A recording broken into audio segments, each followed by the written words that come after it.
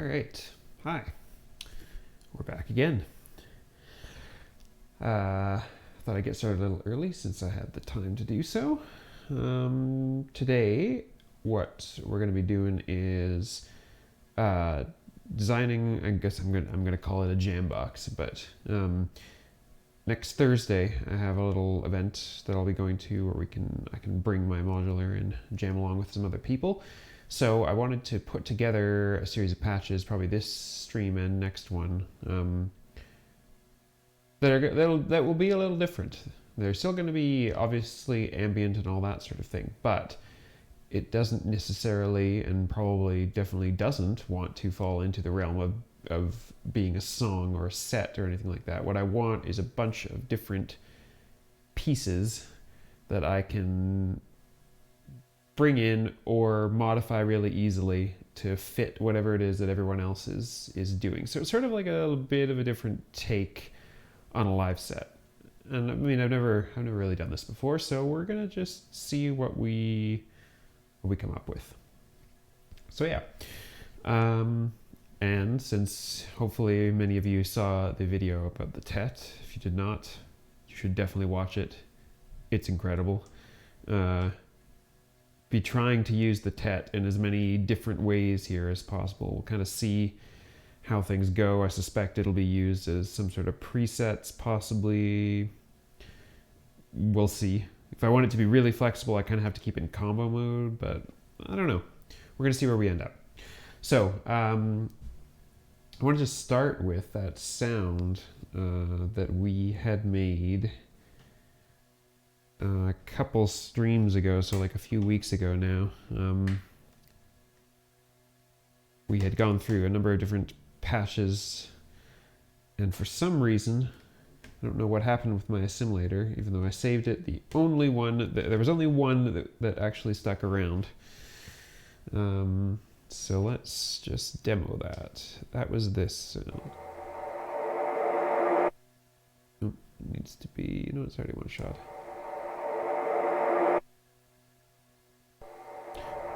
I think the sample end is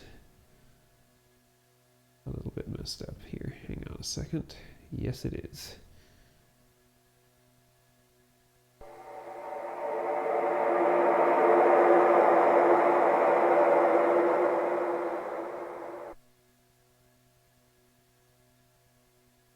Let's make sure this actually fades nicely.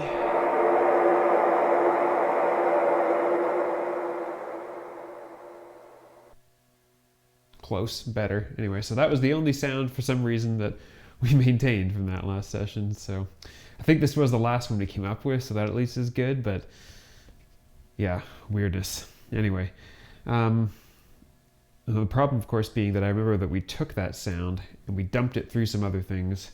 I don't remember what they were. Let's reverb first.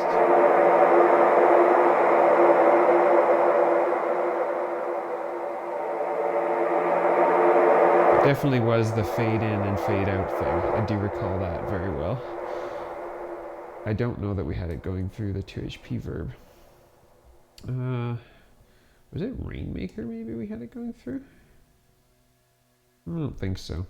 Most of this stuff is still in the same presets it was last time when we were designing these patches, but okay, let's not do that. Let's put that through clouds. I feel like I don't do enough with clouds lately. Will these work? No, okay.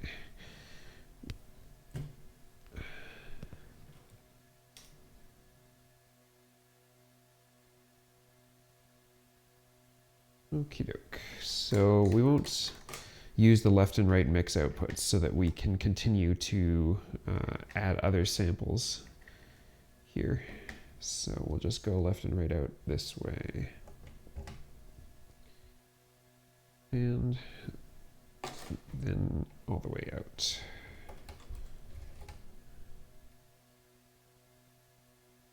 Into a stereo channel. Let's see what we got. Wow,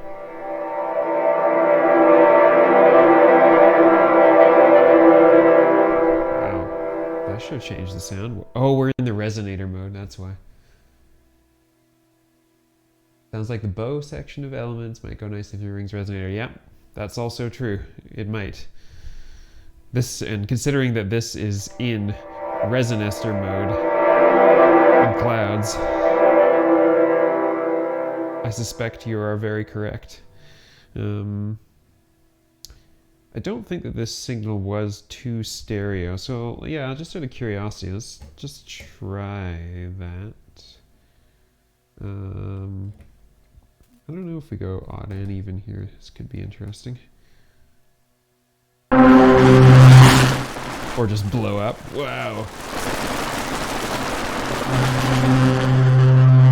Holy crap. That was intense. I'm guessing the output from a simulator is way too hot for Rings. Oh, that's funny. Okay, let's turn the level down. I don't know, 12 decibels down.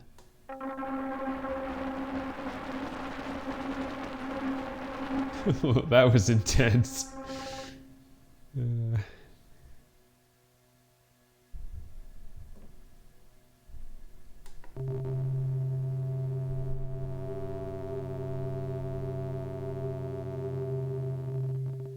Weird.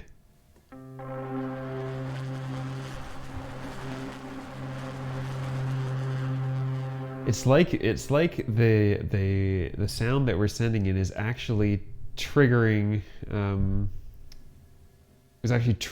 triggering Rings to notice that there's something to resonate off of, like, continuously, and then it all just like feeds back on itself or something. Okay, we're gonna go back to Clouds. That was interesting, but it's not really the sound I'm going for.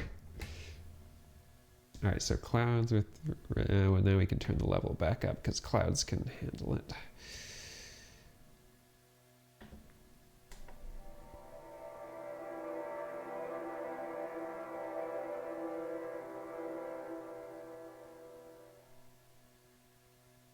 Are we? Yeah, we are definitely. Yeah, we are definitely in Resonator mode. So, just look it up again so I can remember what all the controls are, because I like this. Could be interesting.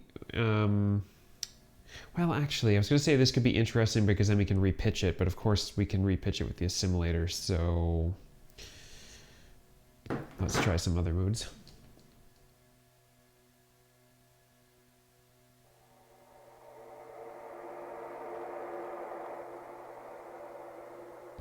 Once again, I have to look things up because I still, even though I've had this microburst forever, I still don't remember the ordering of things. I believe it starts with, yeah, spectral processor is the first one. So we don't want that. We kind of really want the granular mode. So let's try that.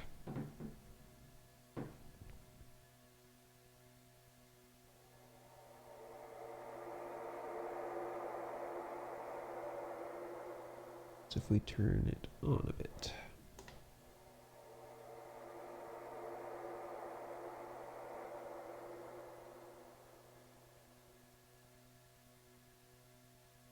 Stereo spread. Which I am not hearing, interestingly.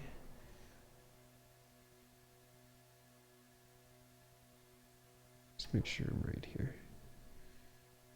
Resonator, so, oh no. Okay, so that was spectral. This is granular mode. Okay.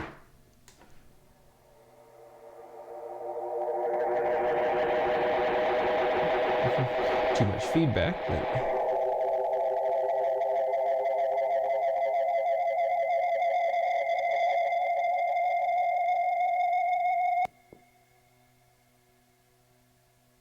come on. All right, here we go. And I want to turn down the feedback. Turn this up.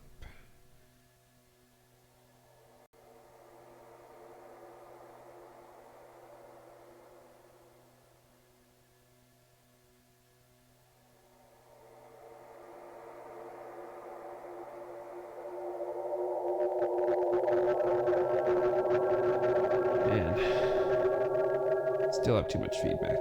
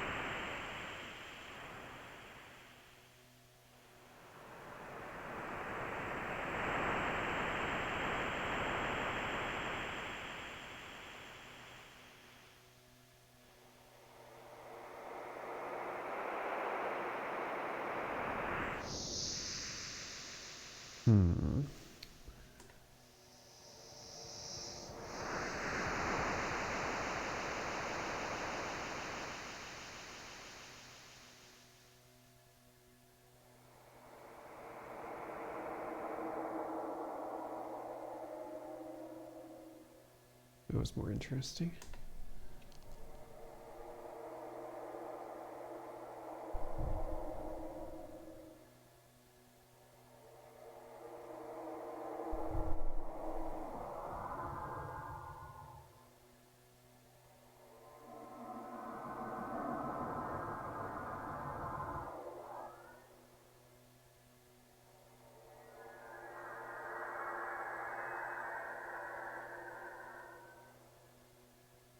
Might be more interesting if we trigger the greens at random here. Let's just see.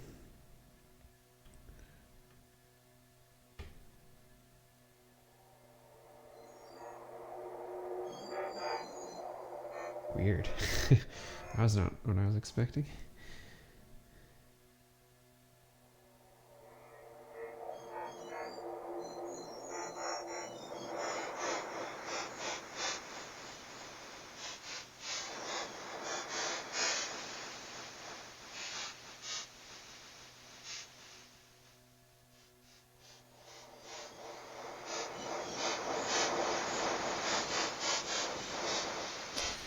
Alright, I don't think this is gonna be the mode for this. Might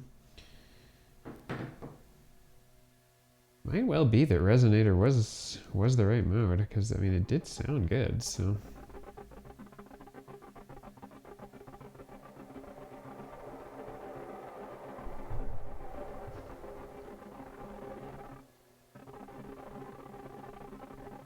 Interesting with the triggers sent in, actually.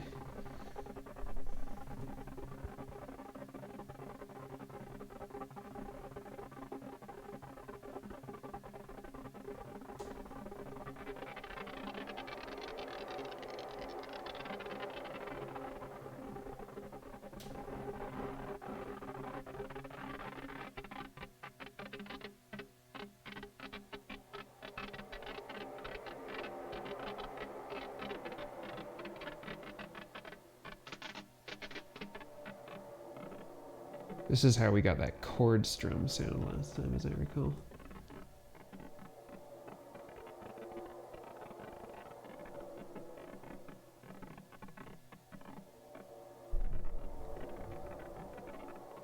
You know, it's possible this sound may not even need anything more. It was already sounding pretty good. We had already created it. It went pretty well through reverb. So let's do this. Let's maybe set this up as, since it's a stereo sound and we want to be able to switch things in and out, I feel like a good opportunity for this would be to go into the axis. Because then, right now, until I get a maze, which I am working on, by the way, they are in stock now. I just need to save up a little more cash, and then I'm going to be getting a maze so that I can... And that'll allow me to repatch things on the fly. But for now, anything that's stereo, the best way to make it swappable is to put it through Axis. Anything that's in mono, the best way to do it is probably just to stick it on an A or B channel of Performance Mixer. And that's super, super easy. But, all right. So... just keep it all the way on that channel. Probably add in the reverb.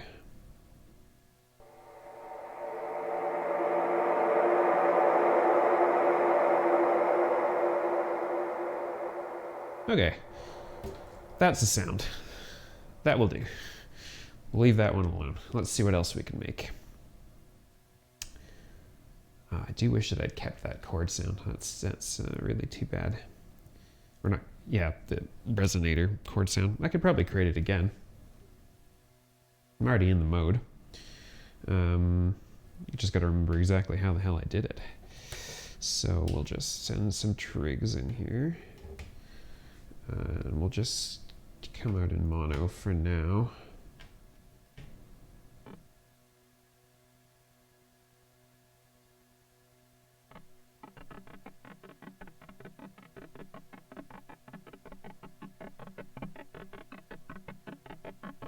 Hey Mac Joe, how's it going?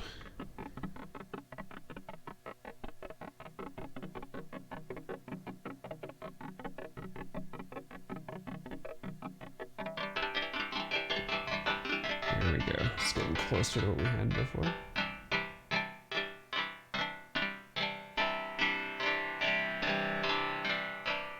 Tired and hungry. Oh, that's too bad. Should eat something. I am pretty good. I'm very happy to finally have the tet. So that's what I'm doing today.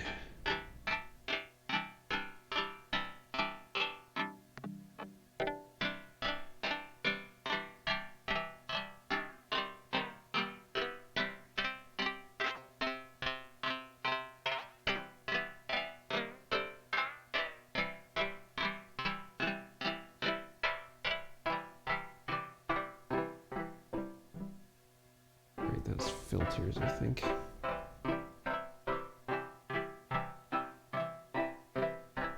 Position is actually, it's actually timbre, really. Textures filter. Alright, so then we need to turn up scatter, right?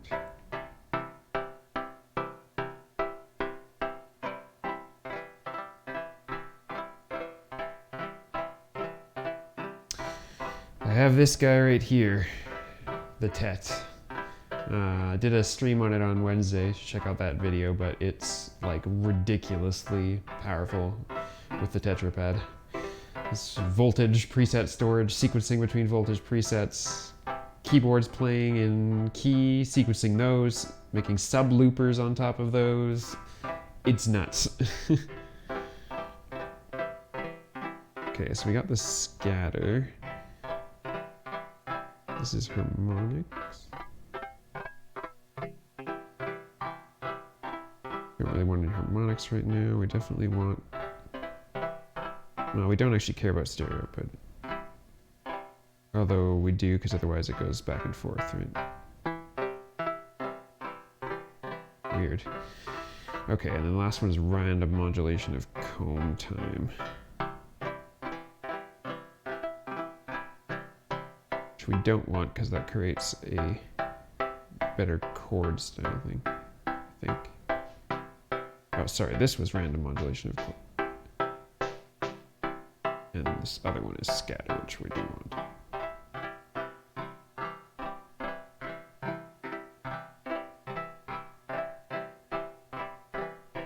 Okay, so I think we at least came close to creating what we did last time.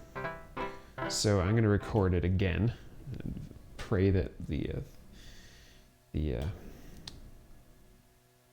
assimilator decides that it would like to keep it this time. Okay, so we're going to go into channel 3. Threshold's already set. We don't want stereo, we want just left side. Okay. We just need a trigger. We can use Tetrapad, and I can actually see what I'm doing because of the screen now. You probably can't because it's a little too far away, but I'm just going to make one of these. Into triggers.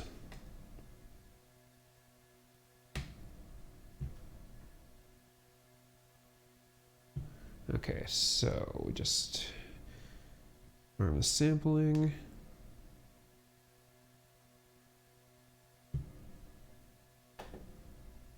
Okay, we stop. Cancel. Looks like it was good, most likely. We'll take a listen to it in a second. Just let you see this a bit better, at least. Okay, so that's recorded in mono. We probably need to change the sample end. Yep.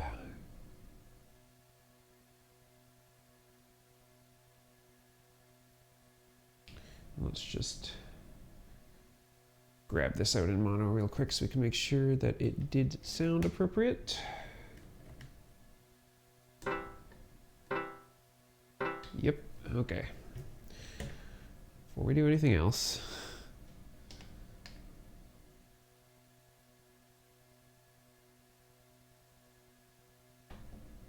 I don't really care about what this is called.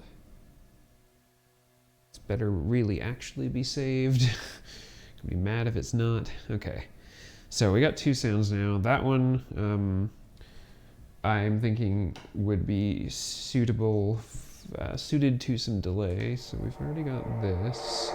This is something I can use for this jam thing. We'll take this. And let's not use Rainmaker just yet. Let's just use the Milky Way.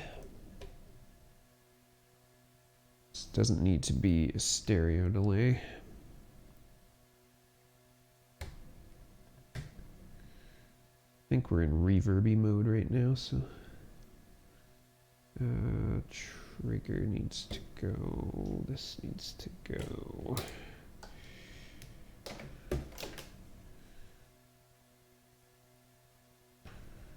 Just temporarily trigger this so it's easier.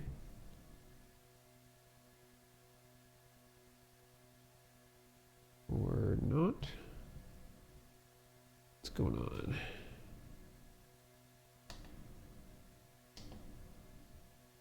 Gate trigger on 3. Yes, definitely on our reverby mode.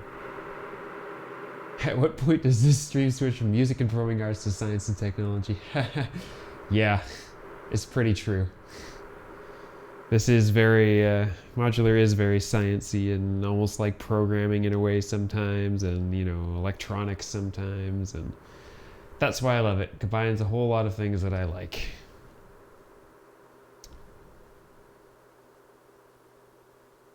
Okay, so we gotta figure out why that wasn't triggering, because that's super odd. I can trigger it manually. It's one shot. Doesn't have any zones. Oh, it's set in linked mode. That's why this is supposed to be in master mode. There. So that's not really what I want. So we're gonna switch endorphins into what I believe is a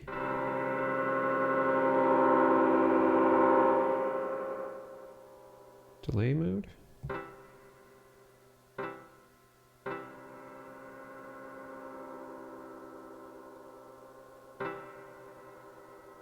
Maybe not. There we go.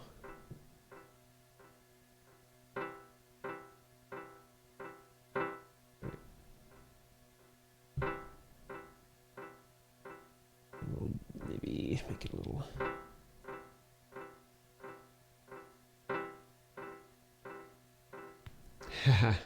Saving it for your midlife crisis. Yeah, that's a good idea.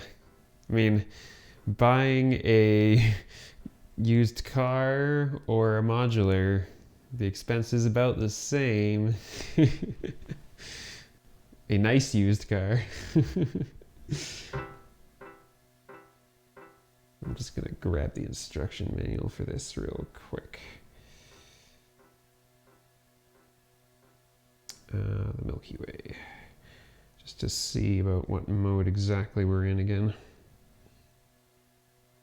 It's about the only thing I don't like about the Milky Way is I can never seem to remember what all the modes are, because there's too many of them and they're all just lights. All right, this is actually ping pong delay, which is really not going to be that helpful for us because we don't want to go in stereo. So this should be a tape echo. Barely, but yes. Okay, so cabin fever is the rate.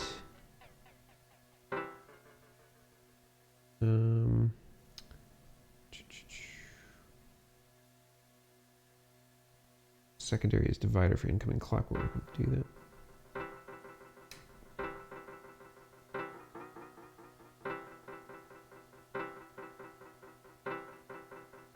Okay, so this is the right sort of idea. I mean, when I'm jamming with other people, I'm going to have to clock that or adjust their delay or something like that. But that's good.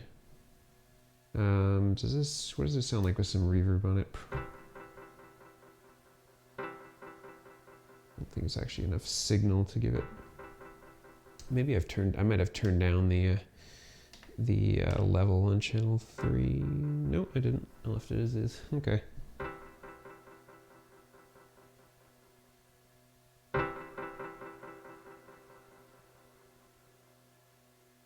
Post on aux 2.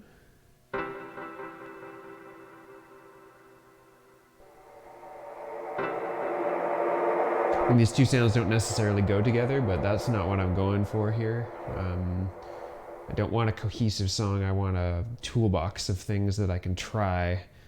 So that, yeah, if you weren't here at the beginning of this, I'm putting together this for the purposes of next Thursday. There'll be a little jam session with a few other musicians. I might record it if I can. I don't know.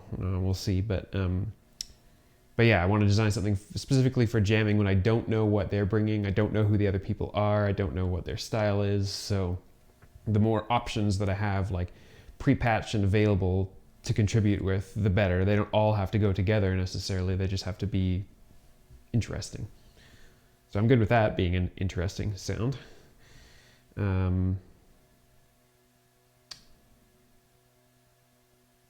Should we do this? No, let's not do it in stereo.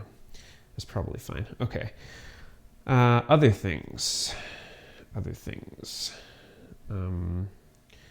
We'll have to figure out sequencing and patching of all this sort of stuff.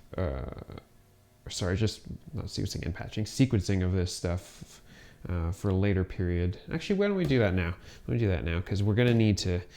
We're not just going to trigger that one chord. That's going to be boring as hell. So...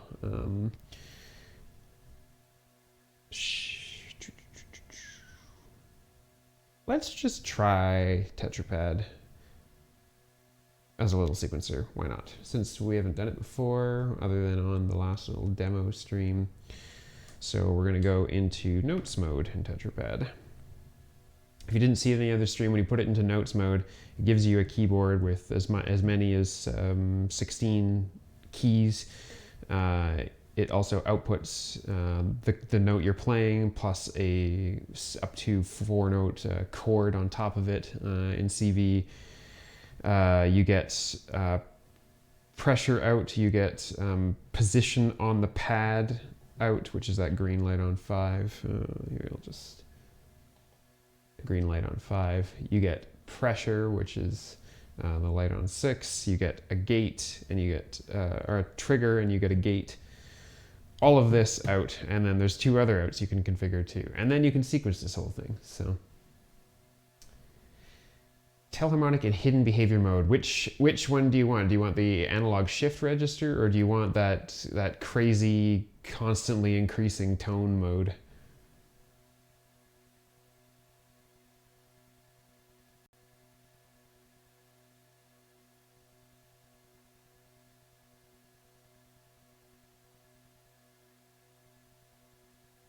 All right, let's hook this up in the meantime.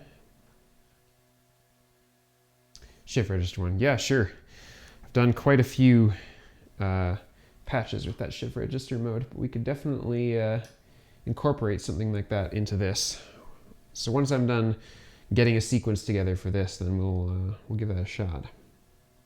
Okay, so Actually, you know, maybe this isn't the best place to do Tetrapad, because the real advantage with Tetrapad is that you can get chords out of it for free, right? And this is just a single sound. We can't play chords. Could it be useful for Telharmonic? Probably not, because I don't think degree tracks volt per octave. But we'll find a way to use it. For now, let's sequence this with. We'll just use the vector sequencer to generate something for us. So we're already in part 1. Let's clear. Oops.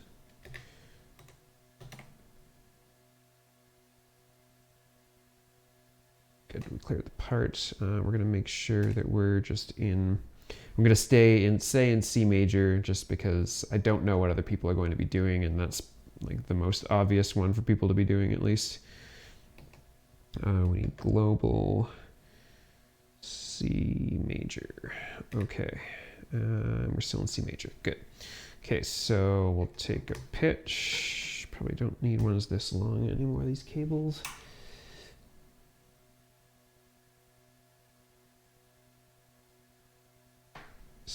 Take a pitch, go up into track 3, CVA, and gate into gate. And let's just generate something for now and see what we get to start. Make sure that our pitch is actually tracking here. Pitch for track 3 is set to CVA, so we're good. Okay. See what we get. Obviously, we're not going to want it to run this fast. And I think we're going to take it down an octave or 2. Good.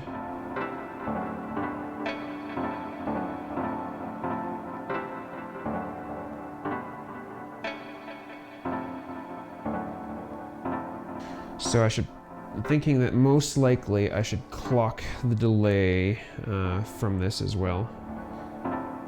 Otherwise this might be a little bit problematic. Then I can adjust the clock on the sequencer and therefore adjust the clock on this at the same time.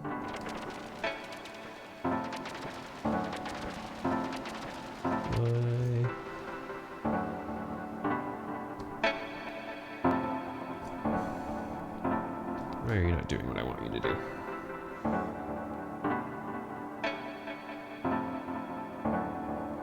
We're in tape echo, secondary, which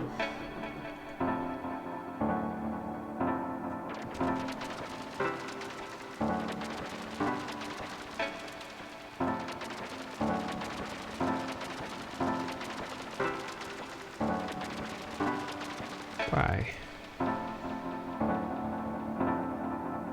Sometimes this Milky Way in delay mode is annoying. It's like extremely poorly documented as to how to set things up to like clock a delay. Even though it makes, like, what I'm doing makes sense. I'm putting it into the secondary control. I'm sending a clock in, but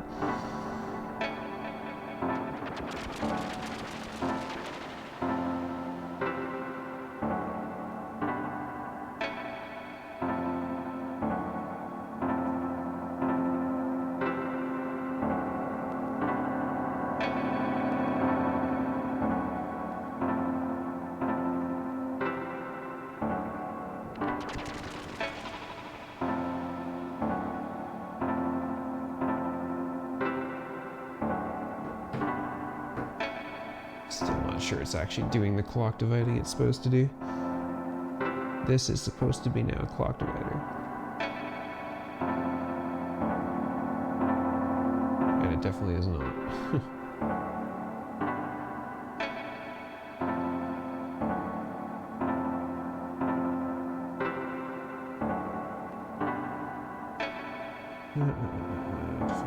Feedback secondary works as a divider for the incoming clock, which all I can figure is this, but this wouldn't make sense for a clock to be sent into it.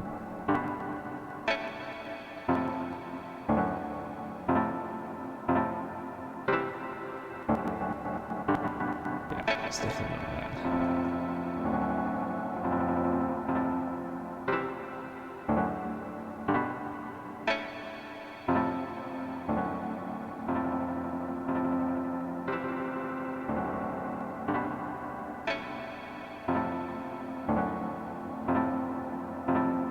I am on the right mode here, right? Yeah. Otherwise I would be in peak compressor mode if I was on the wrong side. But yeah, which was that.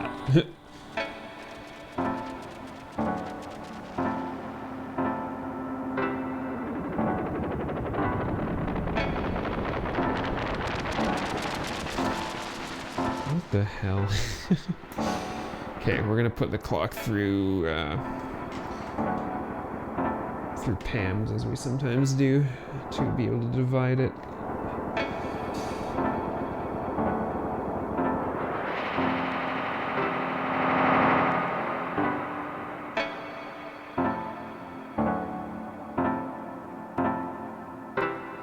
Reset that a little bit.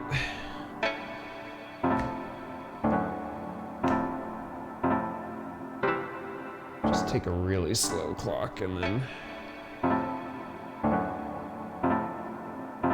hopefully that will tell us what's going on.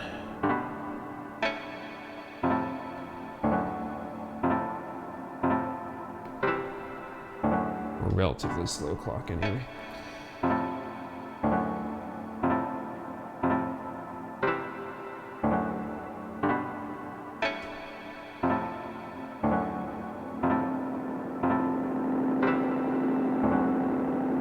Just sounds broken now.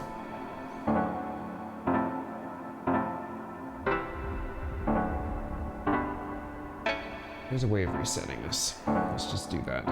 It does. I'm pretty sure the Milky Way sometimes gets confused when you switch between too many outputs or do some things. You have to do a full reset. Where is the reset thing on here? All right, hold these for 5 seconds.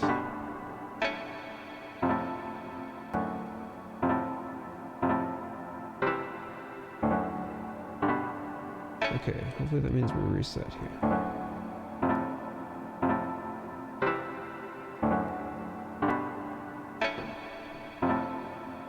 Turn off the reverb for a minute here.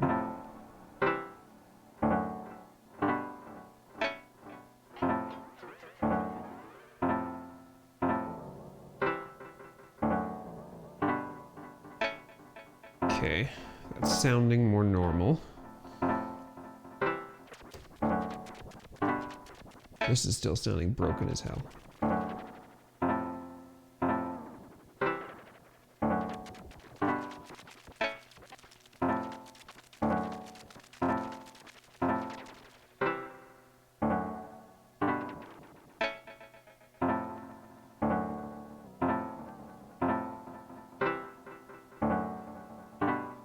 That sounds right, but nothing's plugged in.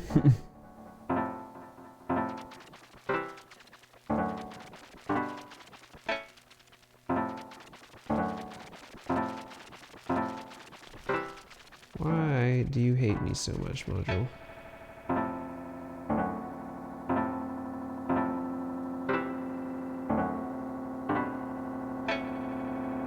Seriously. Yeah, if anyone from Endorphins watches this stream by any chance, could you please document your modules better?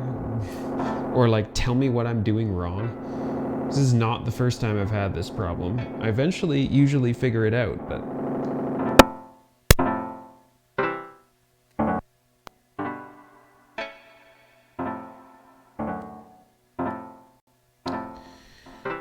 let's just make sure there's nothing else that I've missed here.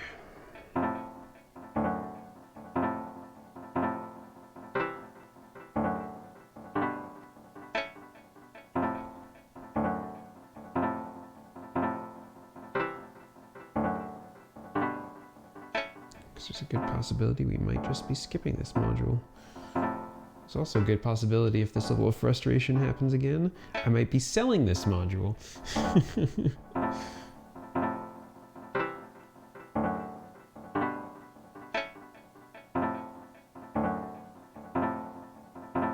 Yeah, I'm not missing anything. As far as I can tell, I'm doing exactly what I'm supposed to be doing.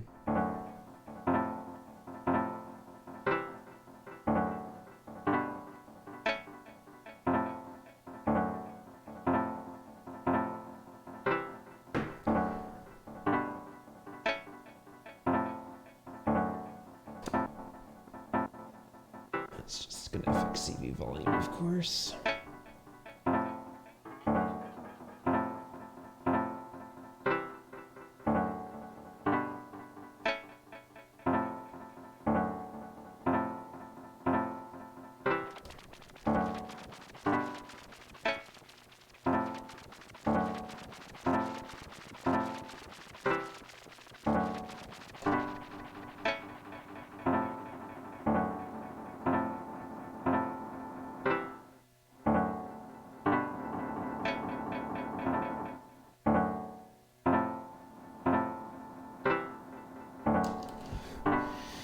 All right. Giving up on this. I don't know what the hell. Maybe I should just flash the firmware on that stupid thing again. I wasn't sure that it actually really flashed properly the last time I did it anyway. All right. No, let's use clouds, because clouds has looping delay mode. That'll work. That'll do somewhat of what we want here.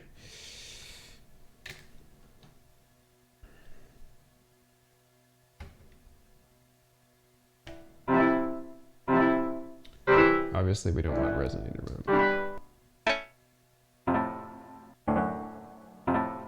I think this is looping delay mode. Just make sure. No, this is time stretch. We want this one is looping delay.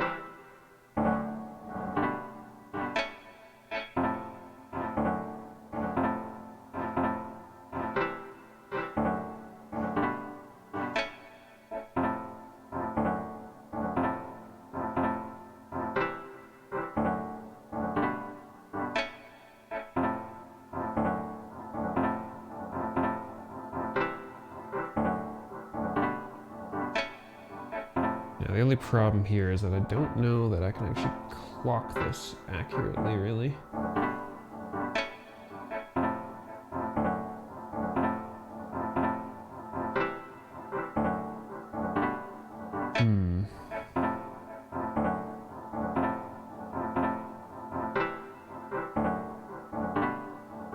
Yeah. Adjusting this on the fly, because I think the only control I really have over it is the position. So that's not really going to be great for adjusting on the fly.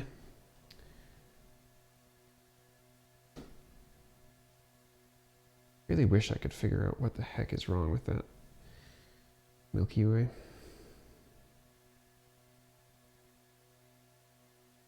Let's just try it in ping pong delay mode. Maybe there's something about tape echo that I'm not understanding.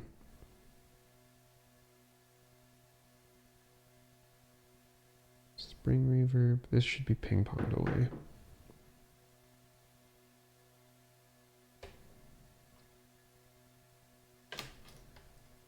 And then we'll have to come out in stereo, but we'll deal with that if we can make this work.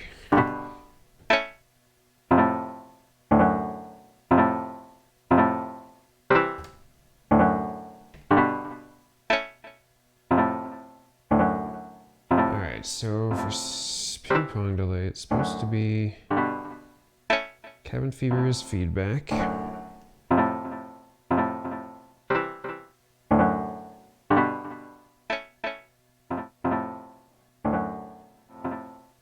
it's not.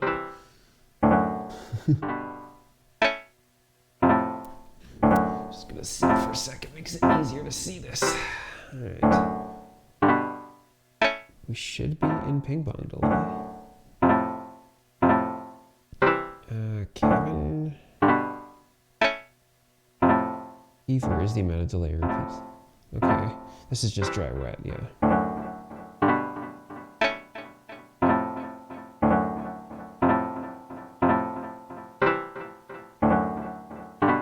Okay, that's a real delay. It says the secondary defines the clock vision of the incoming tap or clock. So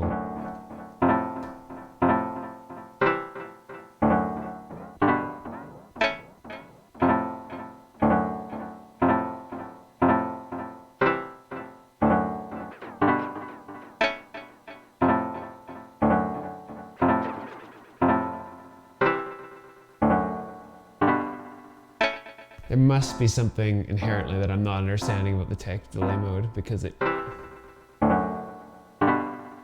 in this mode, it's perfectly happy. So let's just stick with that then, because it works and it's clocked. I'll stick this on the other side of the crossfader, so that we can get on to your Telharmonic example. We've got something working here anyway.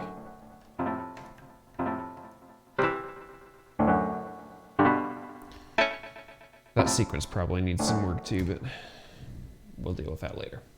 Okay, Telharmonic. You want to see that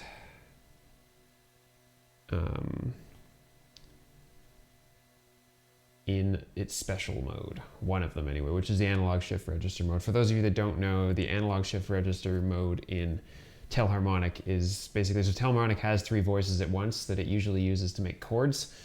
When you put it in analog shift register mode, it still makes chords, but it basically, whenever you trigger D gate and you've got a voltage into degree, it'll pick a new note, and that new note becomes like note number 1, and note that was previously number 1 shifts to note number 2, and note that was previously number 2 shifts to number 3, and number 3 goes away. So you get this constantly like rotating chord that's in key at the same time. It's really fun. So let me just make sure that this is tuned first, because I haven't touched it in a little bit. Yeah. We'll take P out for a sec.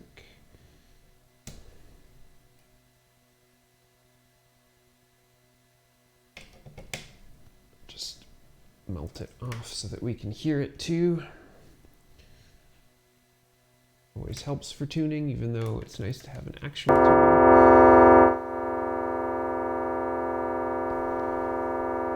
Mostly because you want to get it into a nice pure tone, which can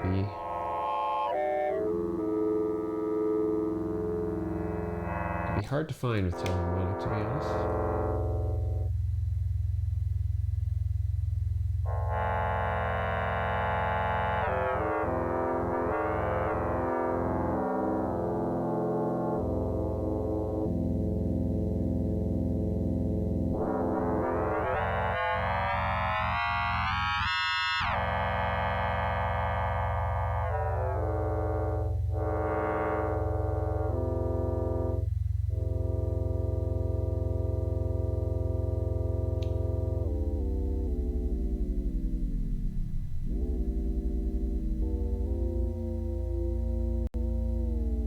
So you definitely need to set it already into the mode where you have unison.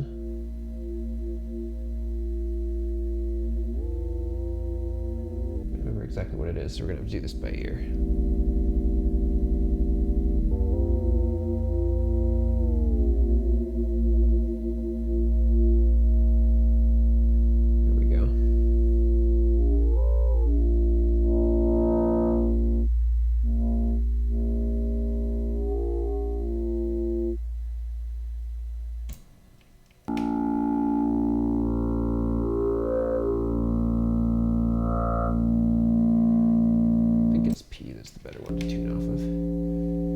Yes, it is odd. It can sound amazing. That's why I have kept it. It's one of the earliest modules I bought, and it's one of the few that I still have. Okay,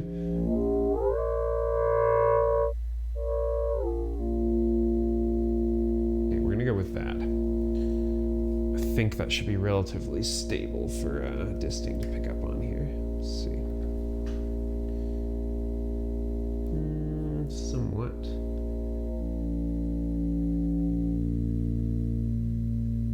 Not that stable, actually.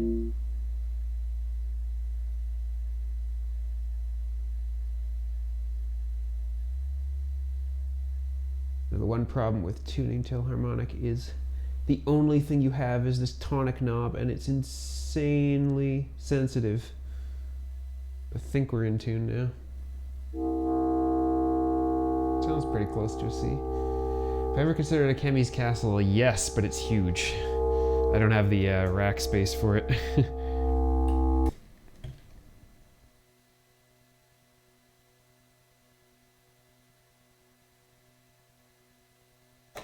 Okay, so we're good there. It's tuned. Now we need to put it into the appropriate mode. So in order to do that, you hold down H-lock for a bit until you see degree change. Boop. It's changed. So I'll just do a quick example of this since you wanted to see it. So in order to do this, you have to, in order to take advantage of this, you need something plugged into degree, you need something plugged into D-gate, and you need an out. Obviously, you could change the tonic if you want to, but you can make chords too, yeah.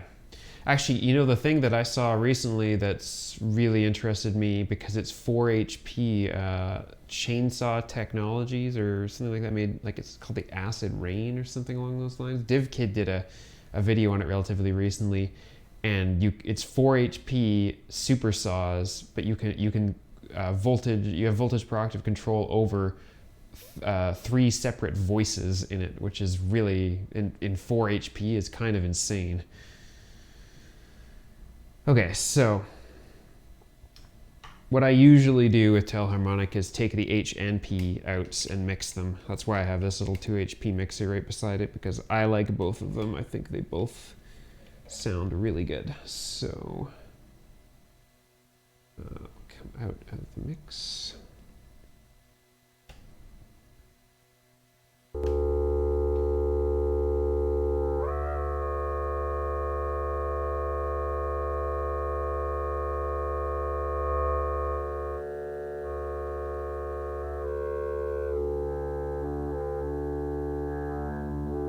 So we're definitely going to be modulating the flux and centroid on this because that's like the main way of influencing the sound. But now you want this thing to obviously change its notes because right now it's sort of just playing in unison. So we're going to need a D gate. For now, we'll just take something from one of our 1U modules. So the D gate tells Telharmonic. It's basically like a sample and hold controller. It tells Telharmonic, sample the value at degree now. So there's nothing at degree, so it's just going to be sampling the same value, and you sort of might have noticed it there suddenly go, or not suddenly, but transition from one sound to the other because it was shifting all the notes out, right? And we got a relatively fast clock here. So now we need something for degree. So let's just take a random value for sake of argument right now.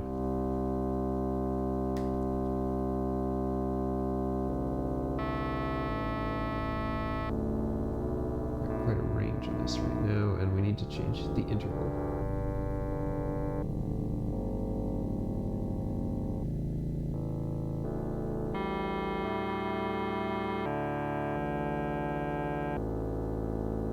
So let me just pull up the manual here real quick, and then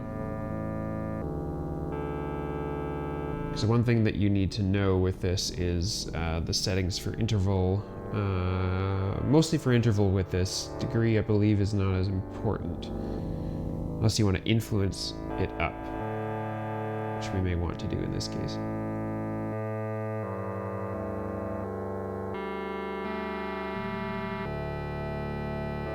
But you can already hear, I don't remember exactly what mode we're in because the interval sets the set of notes that this can choose from, but you can already hear that we sound like in tune, right, with something.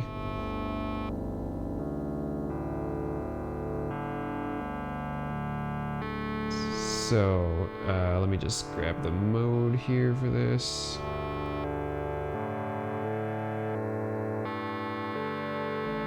And to be honest, this is the mode that I use Telharmonic in the most often. I find the other chord sequencing mode to be a little finicky, but this is pretty much always great, especially for drones. Really, really great for drones. Okay, so let me find that section on... The other mode it has, by the way, is the spiratone, which is very experimental, and I've never heard anyone use it, but it's that weird phenomenon where you can generate a tone that sounds like it's constantly increasing, even though it isn't.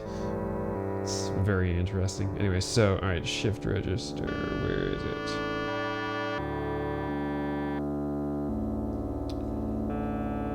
I gotta find it in this document. Yeah, there we go. So, all right, so, yeah. All right, interval.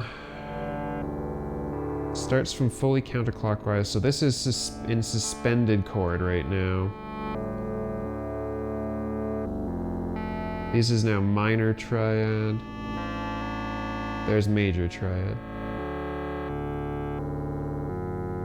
And then you go to, wait a second, let's see. Suspended, minor triad, major triad. This is supposedly octaves and fifths. That doesn't sound right.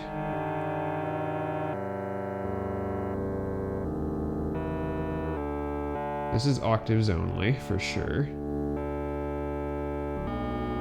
Chromatic now. This is octaves and fifths.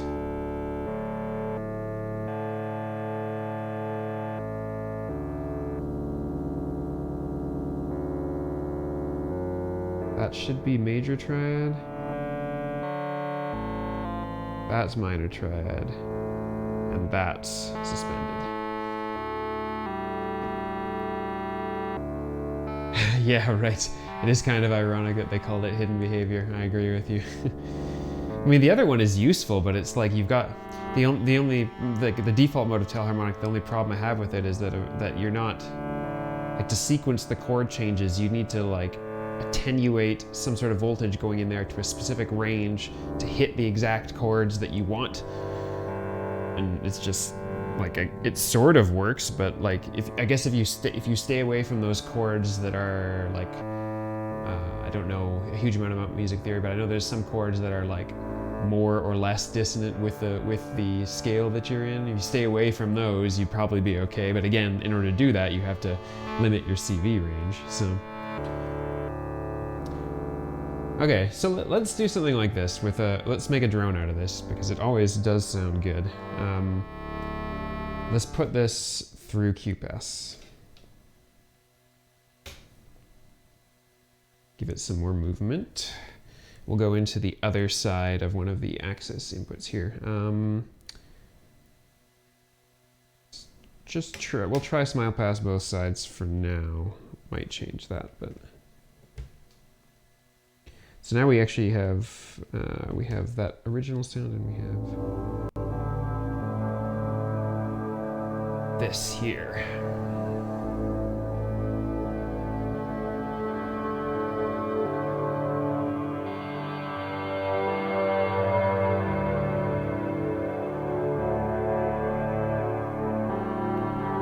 But seriously though, I mean, listen to this. This is like ambient 101 with a single module.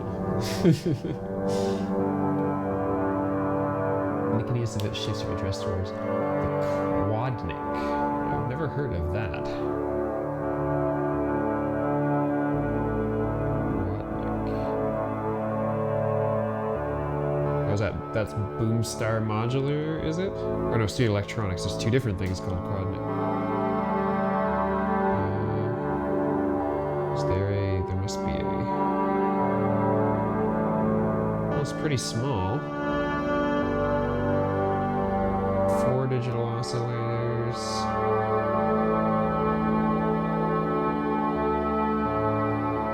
Oh, there it is. I wanted the modular grid version of it.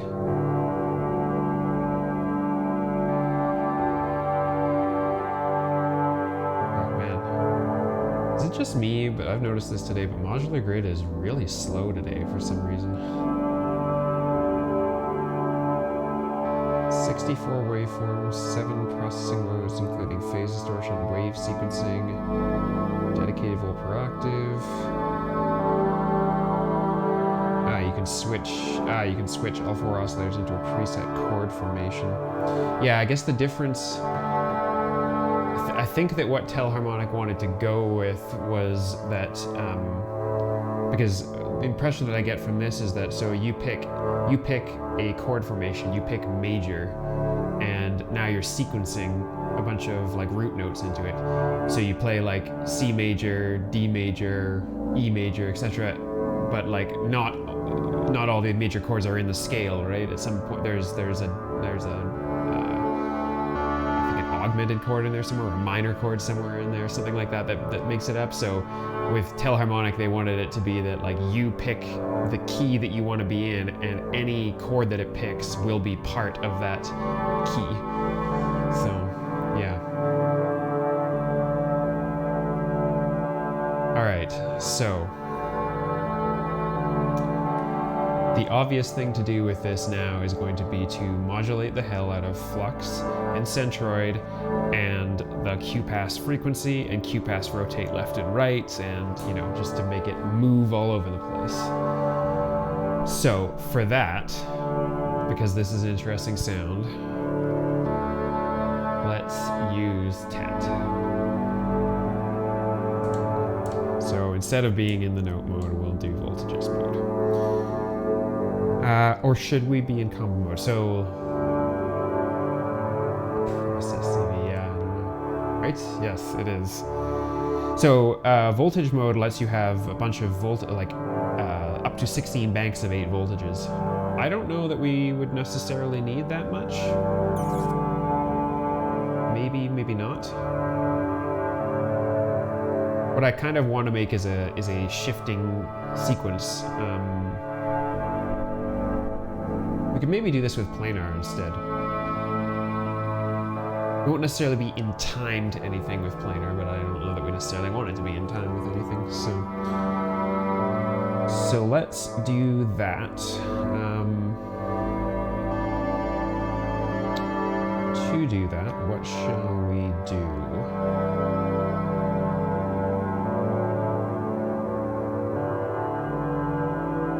Might be interesting to send some LFOs into the inputs of planar so that we fade between LFOs on A, B, C, and D.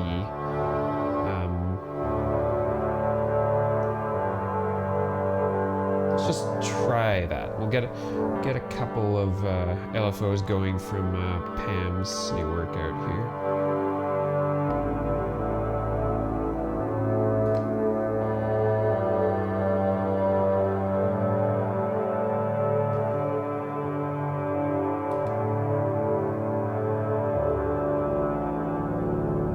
Joysticks, did I check that new Korg wave state on YouTube? I had a brief look at it, but my interest has moved away from hardware that's not modular, right? Because I gotta limit my gear acquisition syndrome in some way, otherwise I'll own everything and not own a house. I didn't actually see much about the sequencing, so that's all right. I'll have a look at that then. Okay, so we got a little triangle wave. Let's go with that.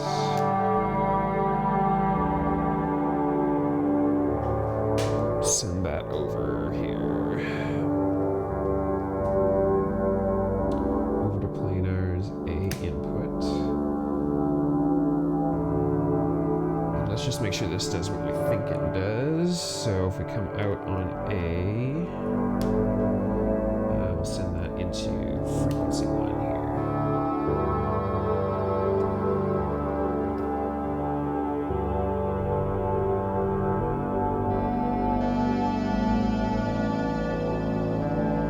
maybe that would be cool. Make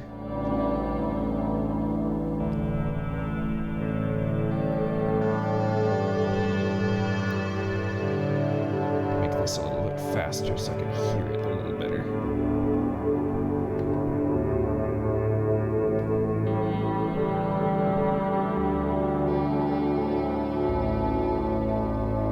That's actually kind of cool.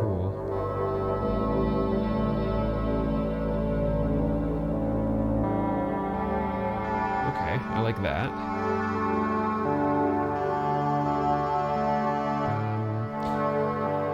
Right, so with planar, it's automatically, the value you send into A is automatically like multed into B, C, and D. So right now that one waveform is going out into all of them, and I can fade which output it's going into. So that's useful. But maybe we'll do two separate waves, and then we can also use the mix output from planar to control some things. So we'll take a... let's do a much different one. Do a sine wave, just a little bit slower, sure. Wavetail is just a sample sequencer, basically a morph sequence of samples. Sample sequencer that can morph sequences. Oh, so like it like morphs between and like does combinations of two samples at once, kind of thing.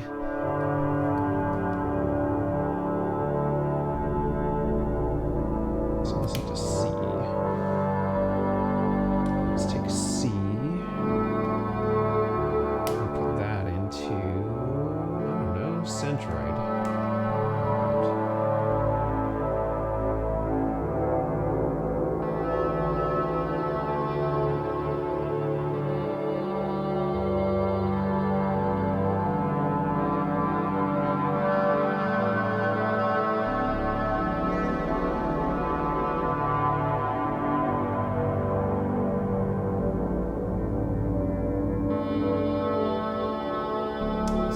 Some interesting movement to it, I like it. And we'll do... Let's do X and Y to the rotate left and rotate right. Oops. This is actually probably going to be the most extensive use I've made of the planar before.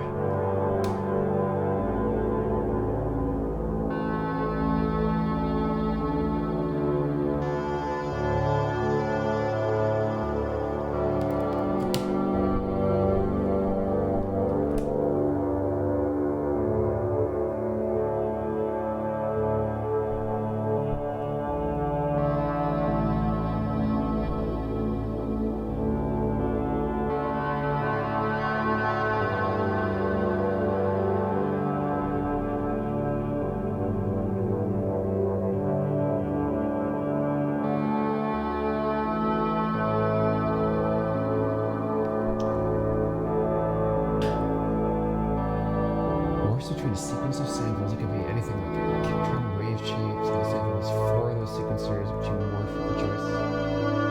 Interesting. Very interesting.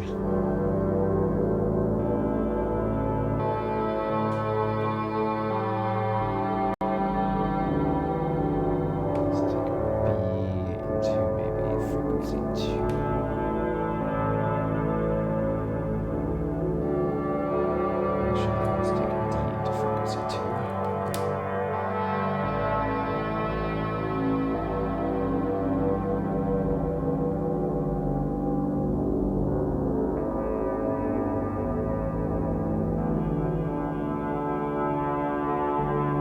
Got some cool stuff going on here.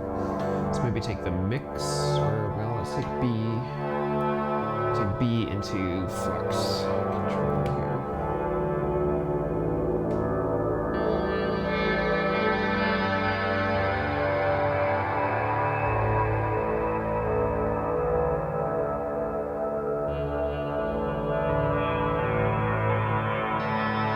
Flux might be a little too much.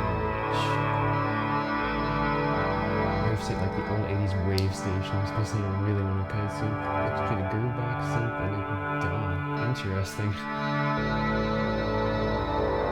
I think that putting this into flex sounds too harsh.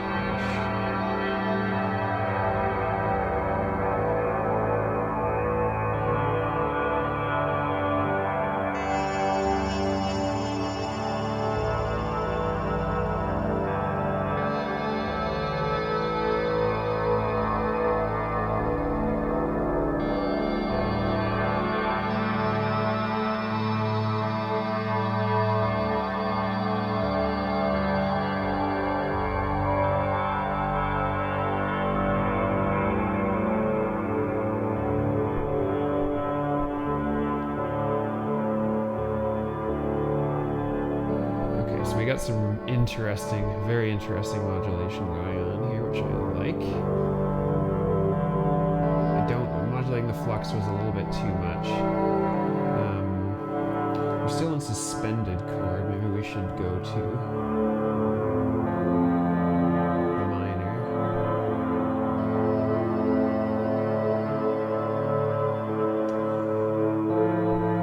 Yeah, VSCs are it's always interesting as long as you're okay with working on the computer. A lot of times, I mean, like 98% of what goes on in here is not analog, and so could be done on a computer too. So, yeah, I mean, I think that all the mutable modules are on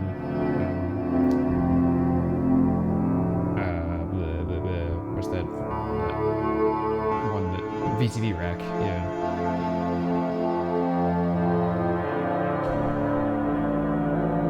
Okay, so we said we were going to stay in a major key.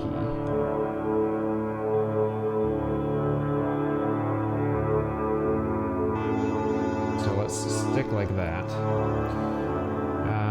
Do we have any other points of modulation here? We're coming out into the axis, but that doesn't really want modulation. We're just going to use that for pure control. The axis comes out into channels with the aux, but that's not really helpful. Yeah, right?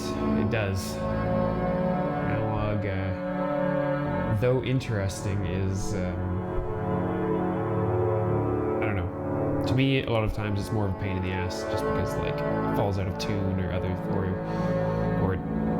it's harder to tune, things like that, but I don't know. I've never been one of those people that's like, oh, analog is the best, or oh, digital is the way to go, and half the time I don't notice the difference, but probably just don't have a good enough ear.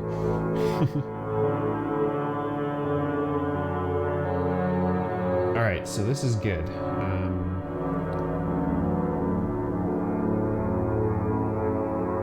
This joystick makes a pretty significant difference. I got one remaining output that I could modulate, but I'm not sure what I would do that on.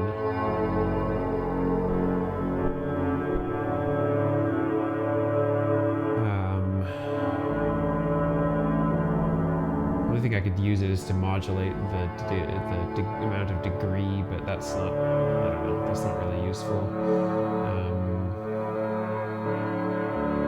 I guess I could use it to bring in and out H and P if I ran those both through VCAs and multed it in. Yeah, let's do that. So we're gonna take this out. So we're gonna send both H and P. I'll let you see what's going on.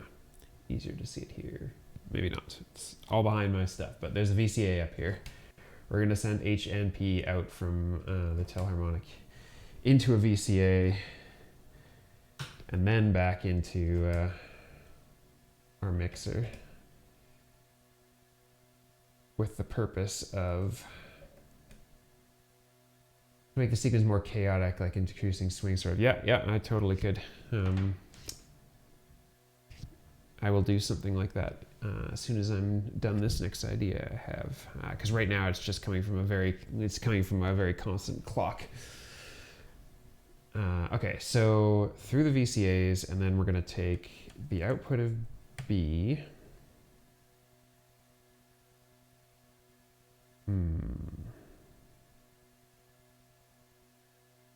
I've ran into this problem before, and if anyone has been in a stream before with this, you're gonna have to remind me, because what I want to do is send out, I want to take one signal and I want to make it 100%. Like when the signal is 0, I want another signal at 100%.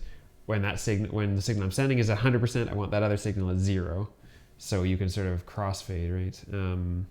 What am I saying? I could do this on TET. Let's just do that.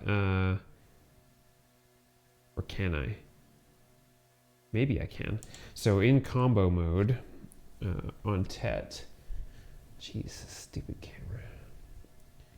On combo mode on TET, there is a new mode for one of the touchpads that looks like that. And it's a crossfader.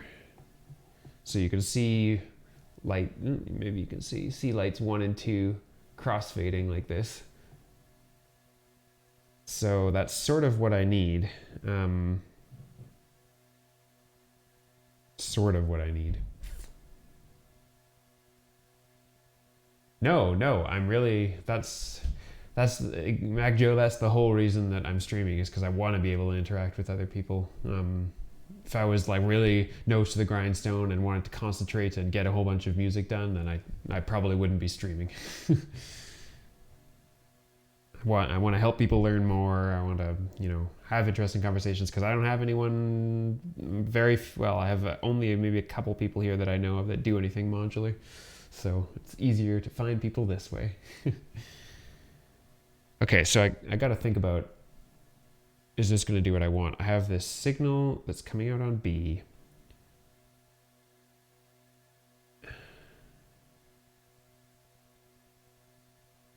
Maybe this isn't what I want. I want to, maybe I have to do this on just one of them and not both of them, because otherwise I need to like take this. Well, could I do this? Could I send it in? Yeah, it's pretty niche hobby. It's pretty niche hobby. Okay, so if I send this in and do the little, I'd have to mult it.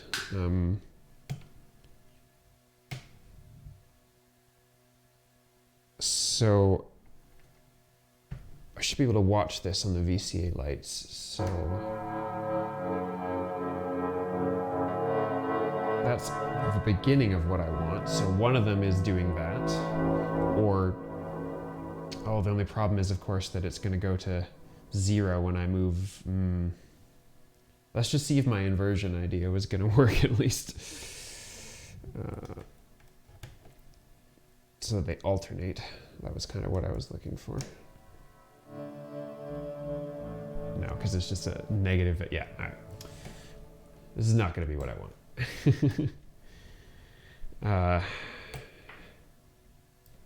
So what I really need is, I think, to come out of B at the full value, and then we want to add voltage here. So, and actually we want to be negative here, negative, and then full positive voltage here. So what we should get is 5 volts minus the amount of volts that are coming in from B. So that means when I'm sending 0 volts on B, I still get full signal. I think that's what I want. Let's see, so I come out of B here.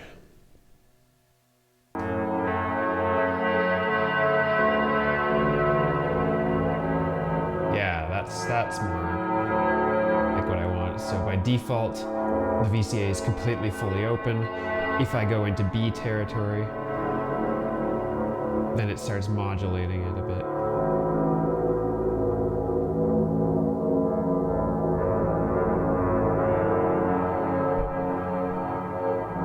I think I want to bring that down a little.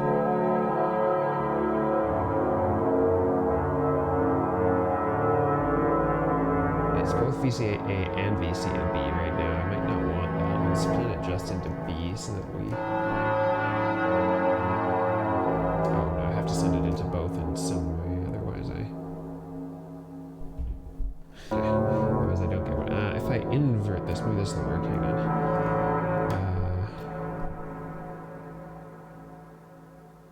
sample out of here for this one, where this is 100%, but in the negative. This is unipolar, turned all the way up. That's what I want. And then I take the 100% one here. Oh no, because that disconnects it. Never mind. All right, that's not gonna work. This is so much like programming sometimes. It's funny. I'm like, I wish I had a debugger for this. Guess it's a manual debugging with your mind. Because I don't want it to be the whole thing, right? I want it to just be... Okay, we need to...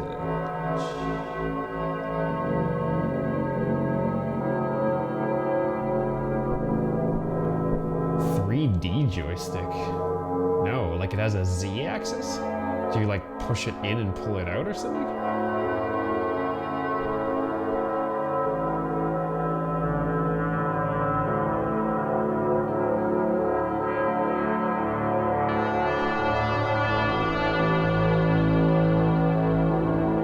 They twist it. Interesting. No, I totally didn't see that. Could be a contender for planar replacement, but then Doepfer doesn't make stuff that's like pretty, like it does what it does and that's all it does, and planar does so much other stuff. So. Okay, so let's do your suggestion that you had. Let's make this a bit more chaotic. I can try just switching to random first.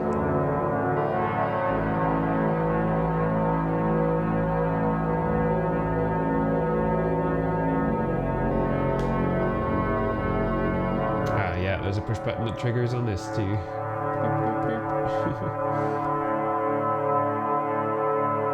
Okay, so the only problem I find is that the chaotic pulses from that little 1U module are a little too chaotic and a little hard to control. So let's instead take something that's like clocked but skipping. We'll use PAMs. So we'll make the modifier a little faster. We'll turn this into a gate. And we'll give it a random skip value that's relatively high.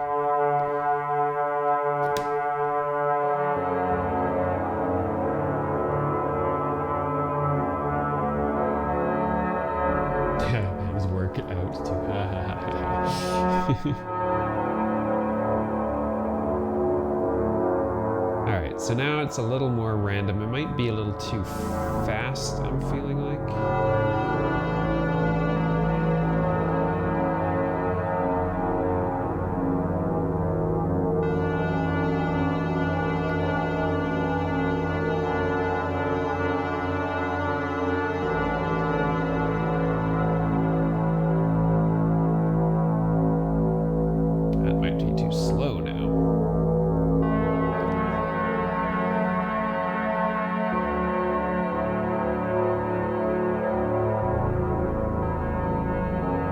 This would also be good going through Rainmaker, but I don't want to burn another module because I need...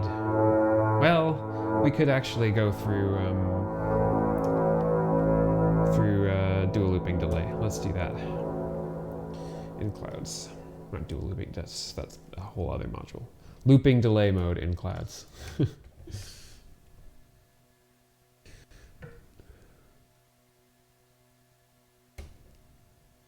Oh yeah?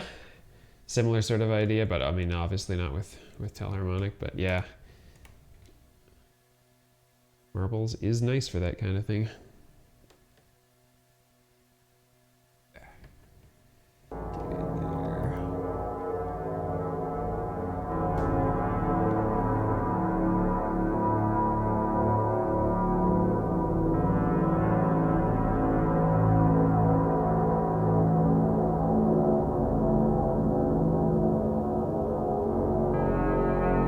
Yeah, you've definitely got to read the manual on marbles to figure out how to make it predictable and unpredictable. And even then, I get thrown off by the putting it in deja vu mode and adjusting settings and expecting it not to affect the thing that's being deja vu'd, and yet it does, and trying to remember when it does and when it doesn't, and yeah.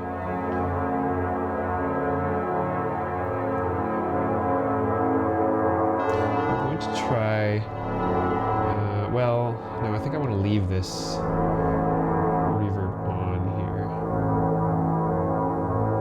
here. Yes, I watched that very same video.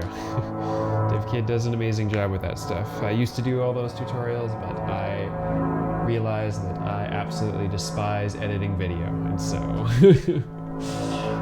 no more of those.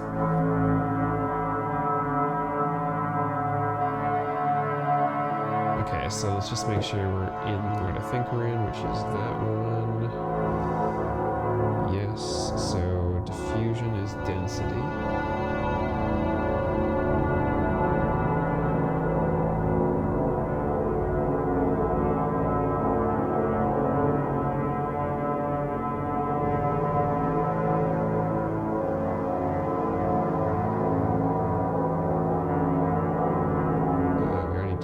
Stereo spread and all that. Time loop starts with position.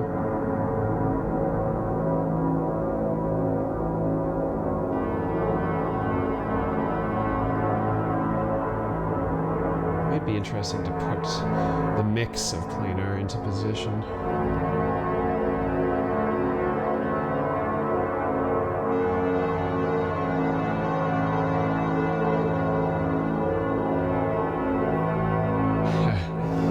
People hire, yeah, people just for video editing because no one likes it. Yeah, wouldn't surprise me. However, my objective with this is not to spend money on anything other than things that make the music. So but I've got lots of people on YouTube asking me for more of them, and I keep redirecting them to the live streams. And I tried to make the TET live stream really focused and relatively short, so that it could be more of a tutorial setup. But we'll see what people think. Can't please everyone, right?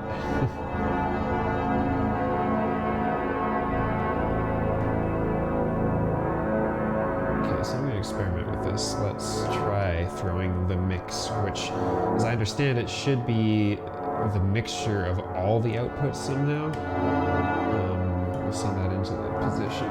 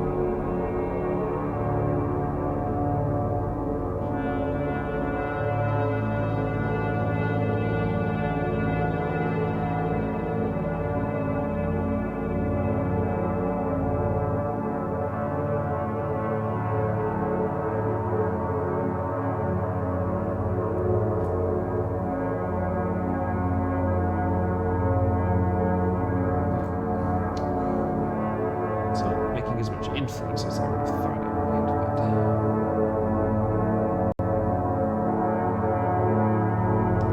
Rack tour video, like just going over what's in the rack and why you have it, kind of thing.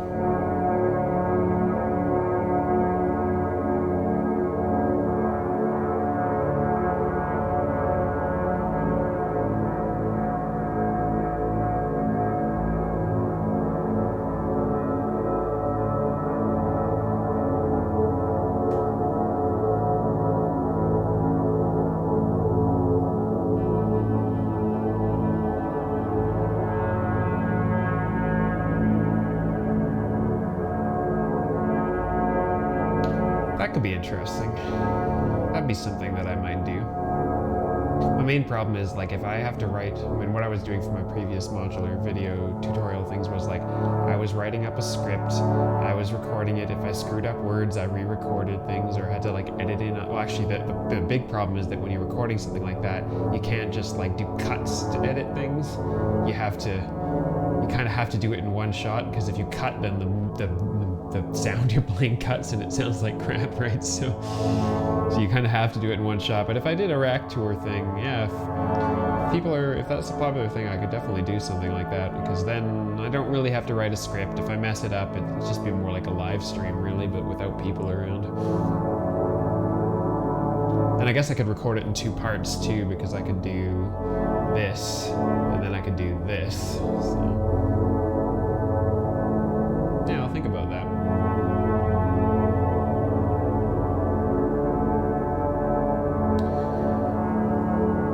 Yeah, recording it and speak over it. Yeah.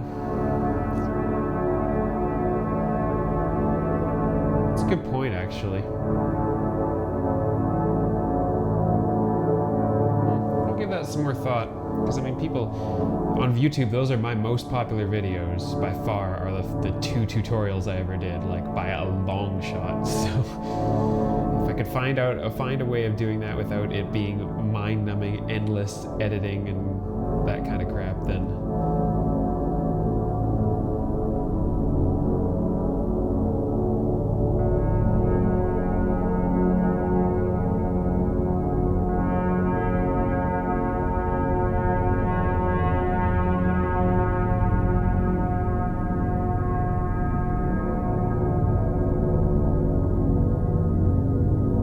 just try shifting the degree down.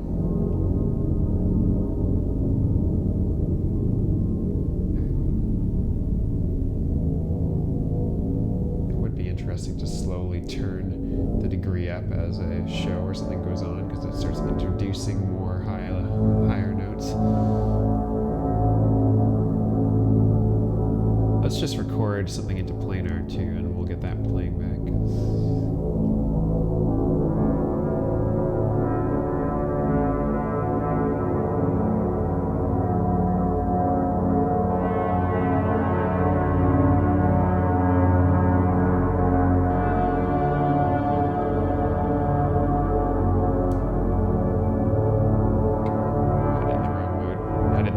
Plays well with TET. I'm surprised I haven't actually used TET yet, which is weird.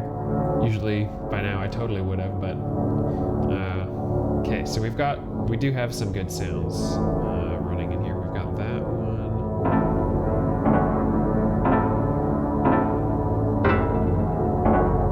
Got that thing.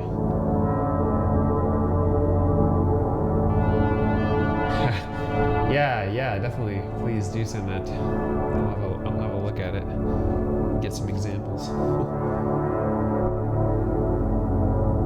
Thanks for the suggestion with the Telharmonic, by the way, because we made something that sounds amazing. Anytime I use the Telharmonic, I am like still somehow blown away about how good it sounds.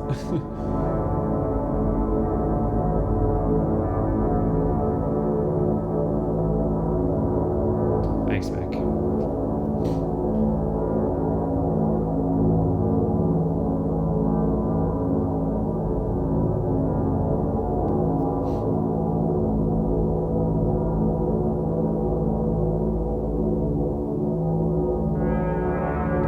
Okay, so this is a good sound. Of course, we also have... What does it sound like crossfaded with our other friend here?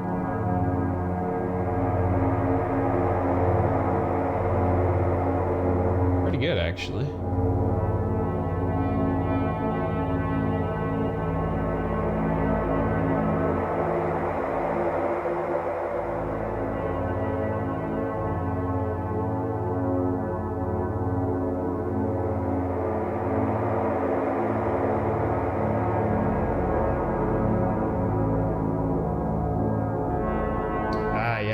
WMD's Metron, right? I've watched a lot of videos from WMD because of my usage of the performance mixer on the Axis, and they have the Metron featured in all of them, and it does seem like a pretty powerful sequencer for, well, I wouldn't call it for 4 to the floor music, but like for dance music for sure.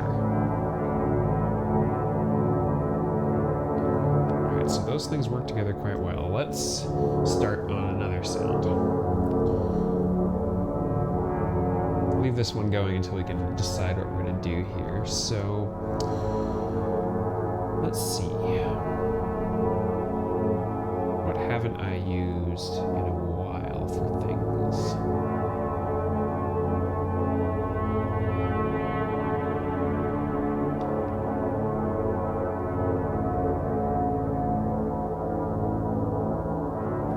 What have I got in the morphogene right now? I don't even know. Let's just listen. Whoa, sorry.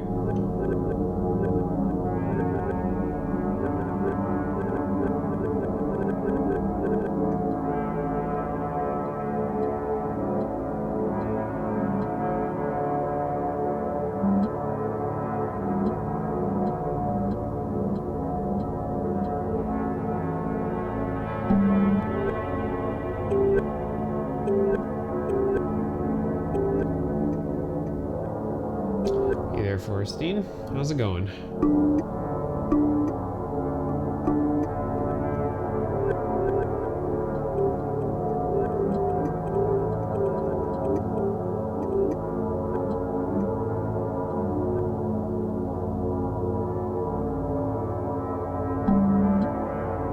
Alright, so I have this kalimba sound I recorded a while back in here.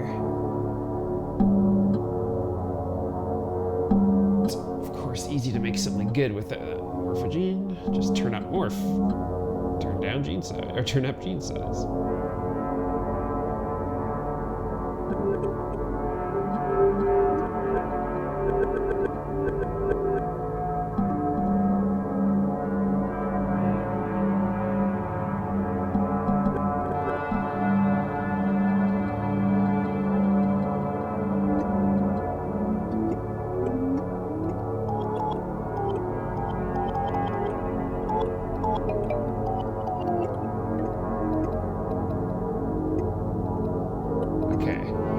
Be interesting to sequence morphogene a little bit with the TET. Because I keep saying I'm going to use the TET and haven't. Let's see. Let's just. I haven't sequenced morphogene before ever. So if we maybe like. So we'll do tetrapad in voltages mode, because then we can tie that sequence into something else as well. Okay, so we'll put this into voltages mode. Let's clear the banks. So the way voltages mode works is like each one of these banks is a combination of 8 different voltages. You set them using these 4 encoders and then pressing a button to switch to the next 4.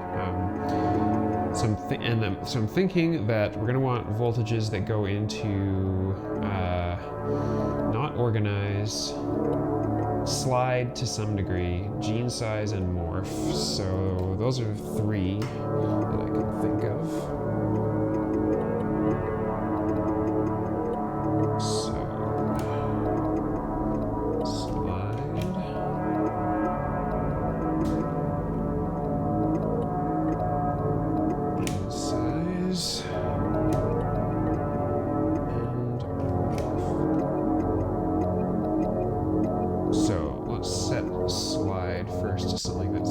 Actually, one of the other cool things about the TET is that you can get it to pick random voltages for everything, which can be really good as a starting point. So let's do that. We'll do. You can set the random min and random max. We'll let it go to -5 to 5. Randomize the banks. Morph definitely, or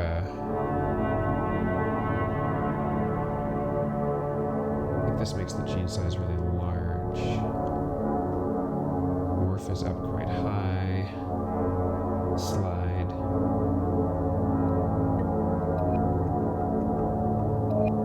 Definitely gonna have to manually adjust slide to find good spots, I think.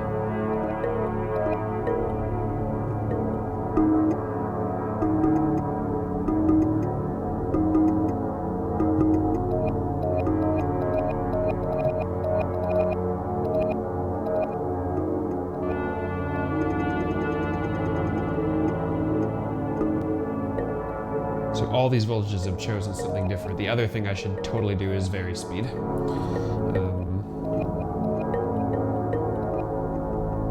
off number 4. We'll let it go.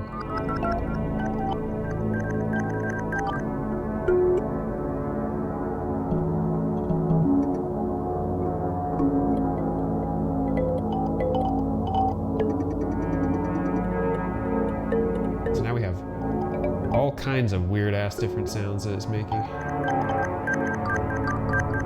Let's let this go like really, really far over. So I'm gonna see if it'll invert it. Thanks. Yeah, this is a recording of a kalimba in Morphogene right now. Might not be able to go quite that far negative. Okay, given that we've got this now, what we can now do is sequence it, which is really cool. So we'll make sure that we're in sequencer mode, because there's a sequencer mode and there's a looper mode. The looper mode is more like a guitar pedal. But the sequencer mode,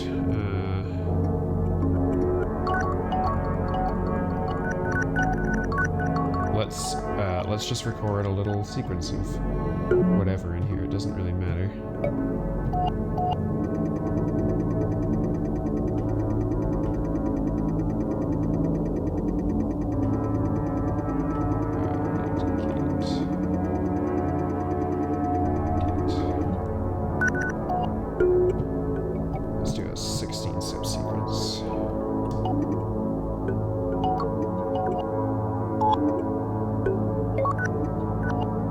It's going to sound a little crazy random right now, but we're going to clock this from the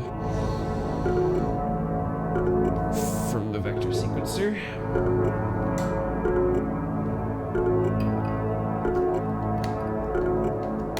Oh, not from the gate, from the clock.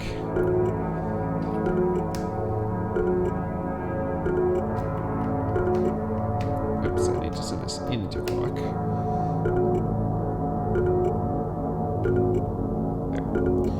Stereo clock set up now.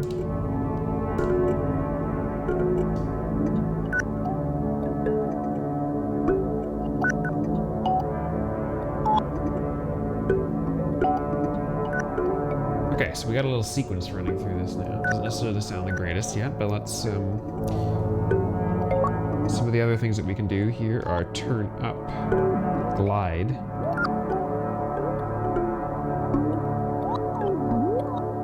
I wish we could not turn up glide on varispeed, but turn glide up on everything else. Let's just unplug varispeed for a moment.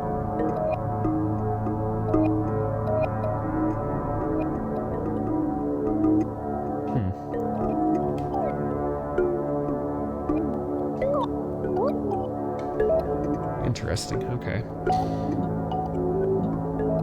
Oh, then the other thing I was going to do is that in the CV sets apps,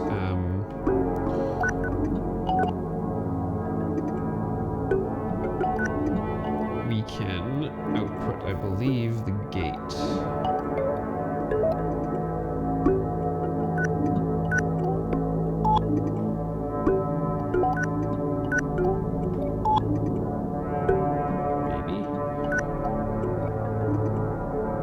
Definitely output a clock, which I suppose is good as a run clock, but the problem is that I want to insert some pauses in here, but anyway, for now we'll try this. Yeah, Morphogene is this sound.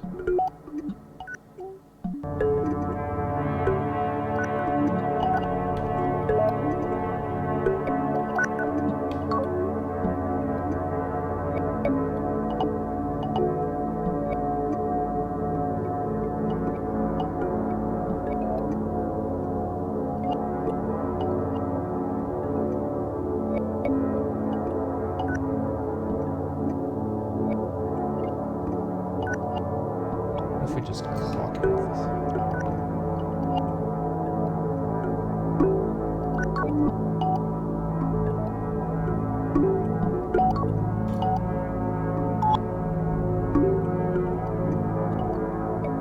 Can't actually tell if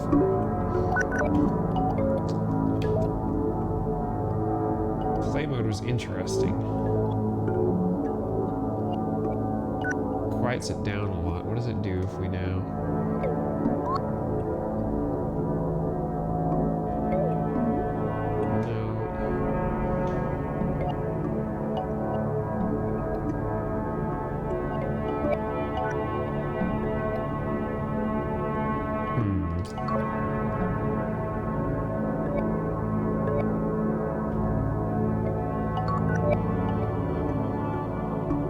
So the other thing that you can do with this, of course, is this loopy mode where you can start a sub-looper and then shift where the sub-looper is looking at so that you can, watch the lights. It's the easiest way to see. I can loop a little part of the sequence if I want to, if I like that one little part, and then I can drop out of it, go back to the original sequence.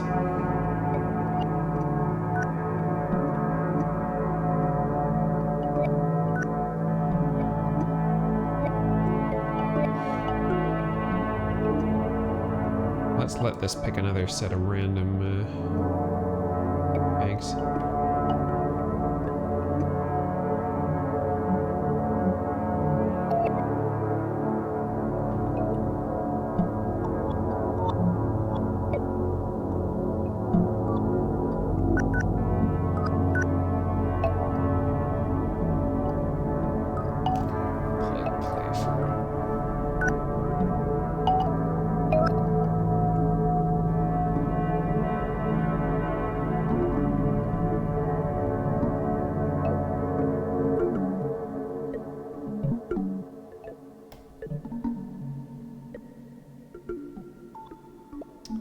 It works. How's it going?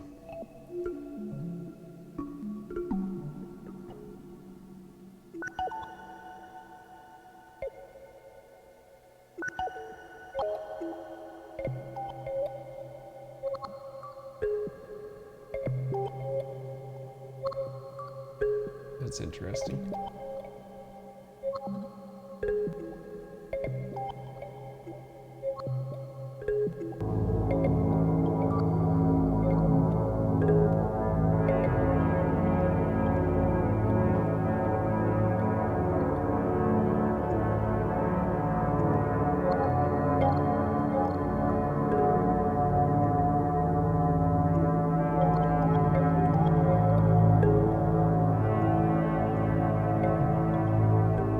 Okay, sort of good with this one.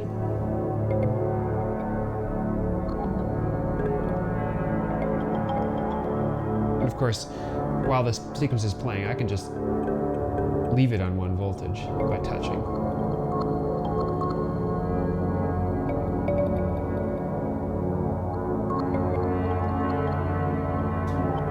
Mac Pro.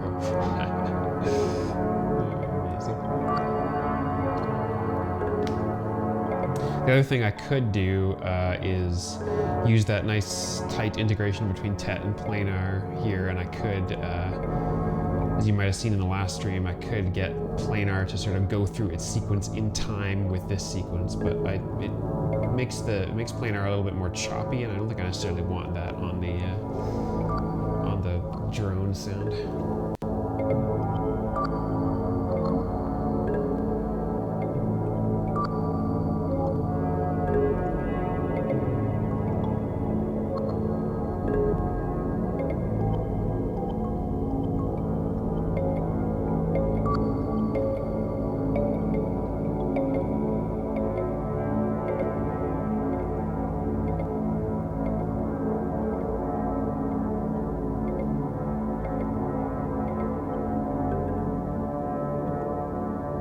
Okay.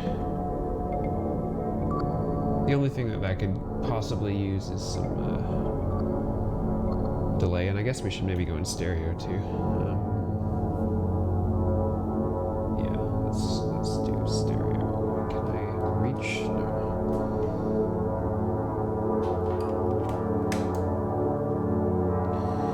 That'll use up everything we got in the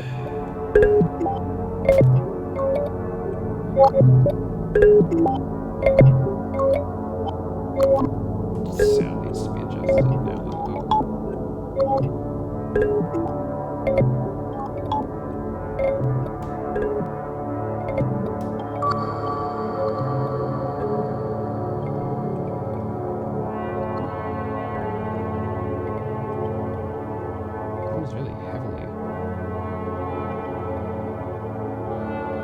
one-sided, which is interesting.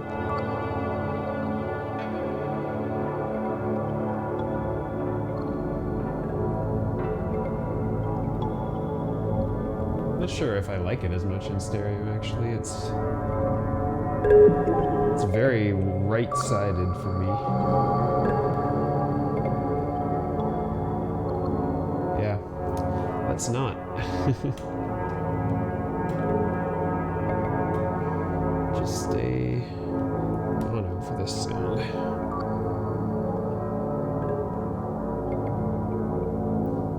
Alright, so what could we use the other 4 banks of tetrapad and tet that's got some random voltages for us on?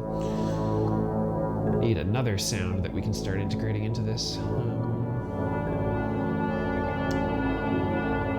Because right now, let's see, I've got 1, 2, 3, 4 different sounds that I can add to jam with somebody on, so that's a very decent start. I have not used the Rainmaker yet, surprisingly. I was definitely gonna. I wonder what this would be like against rings, sending these 4 random voltages into rings. Let's see. So we could do like shape and brightness and dampening and position.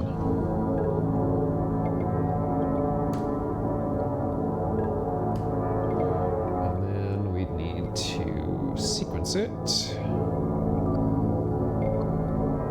Just take another part of the vector here.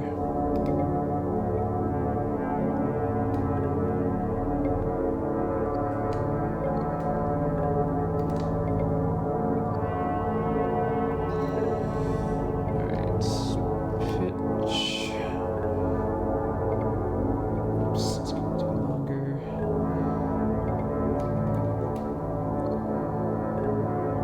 Let's maybe not use the gate. Let's just see what we get. This could be horrible. Be forewarned.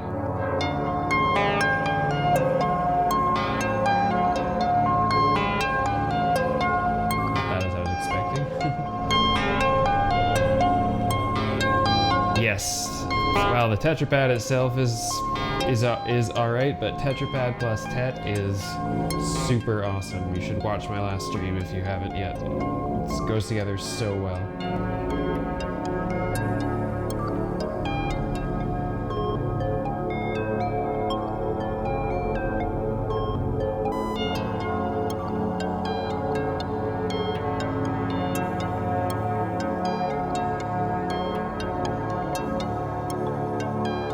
This sounds like something that would do well to go through Rainmaker.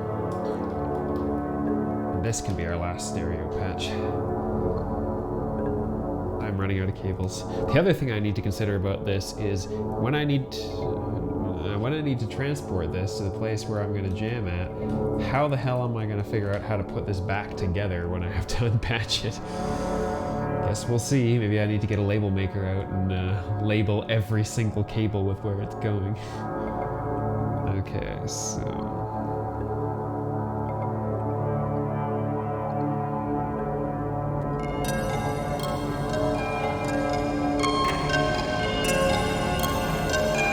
that's intense.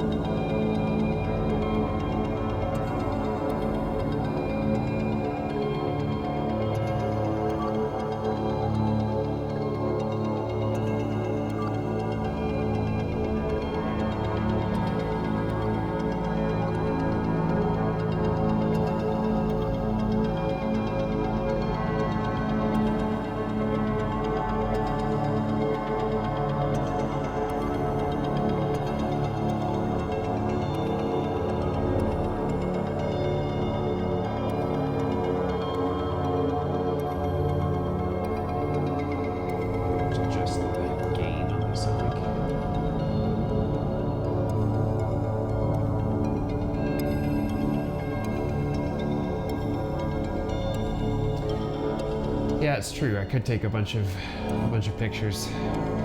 Problem is that so many of my cables are the same color. That makes it tough. And yes, if we're talking about the axis right here, yes, that is relatively new. I got a stream on it a few weeks ago, but yes. Dual crossfader with CV control if I wanted, but in this case I'm mostly, because I'm not trying to make an actual live set out of this, I'm just designing this right now to be a bunch of different patches that I could use to jam with someone that are relatively configurable. Right now I'll just use them as manual crossfaders. Because yeah, I have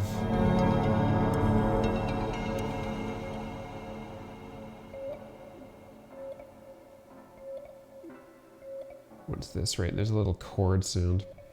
Of course, the problem being that these are drastically different sounds, volume-wise.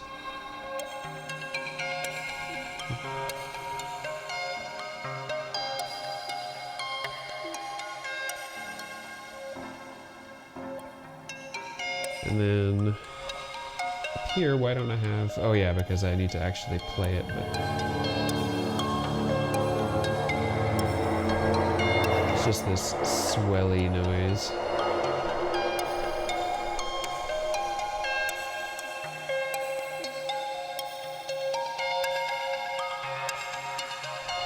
The problem is that the gains on here only really affect the actual delay sounds, but not the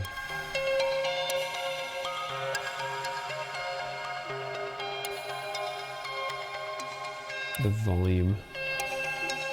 We'd have to like just run this through an attenuator.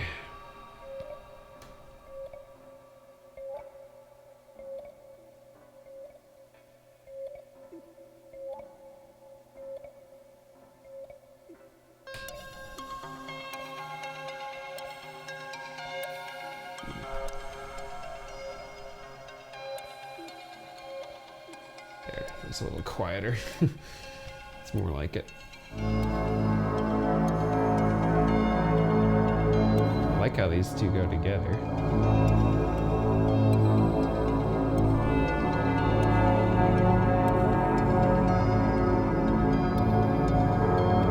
But yeah, it might be pictures. You're right, it might be that I end up having to just like haul this whole thing out fully patched. I mean, if it wasn't two cases, all the patches fit in one case. So I can at least leave all the cables connected on one end or the other. But, yeah. Which I guess in that case, I would probably leave the bottom half here patched because most of the cables end up here.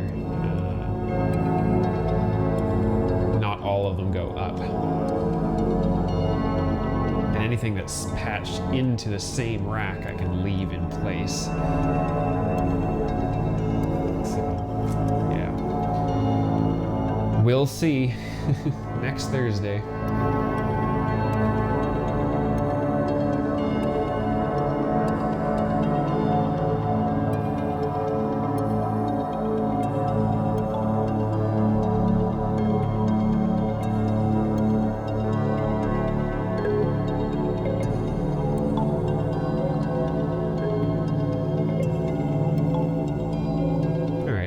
There's definitely been some decent sounds coming out of this, and I'm glad for that.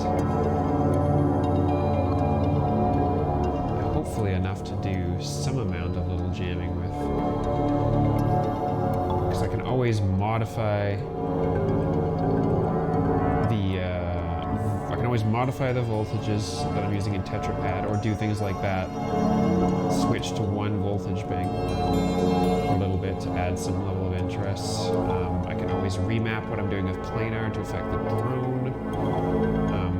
I haven't multed anything out of planar yet either that I what I multed into right now. It'd have to be something that affects one of the samples, but the samples are going pretty raw directly in, so I also do need something that's going to trigger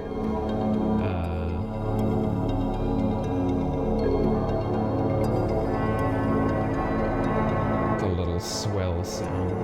We'll see. What would I use for that?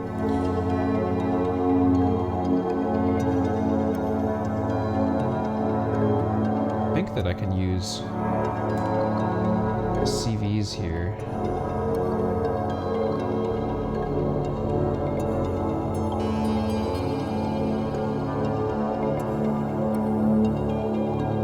Touch, I think, yeah. But of course it triggers in time with the clock. That's not going to be helpful. Maybe I can't do this. Oh, actually, I could use... no, because while this thing is playing back, the gate plays back too, so I can't really use that.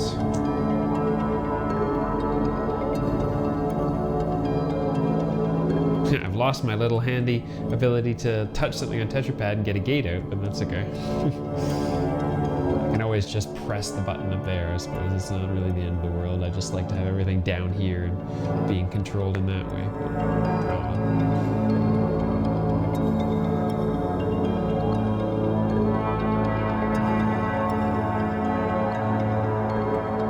Okay, well, I think I've made it about as far as I can on my brain power for now.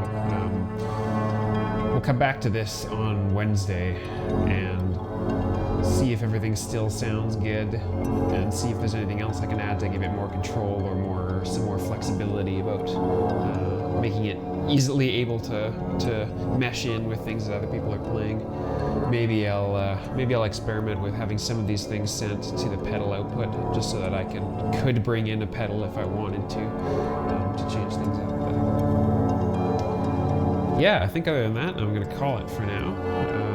Thanks, everybody. It's good to see so many people around and chat with you all. It's always good. And Mac Joe, thanks. Appreciate you being around for pretty much the whole thing. That was awesome.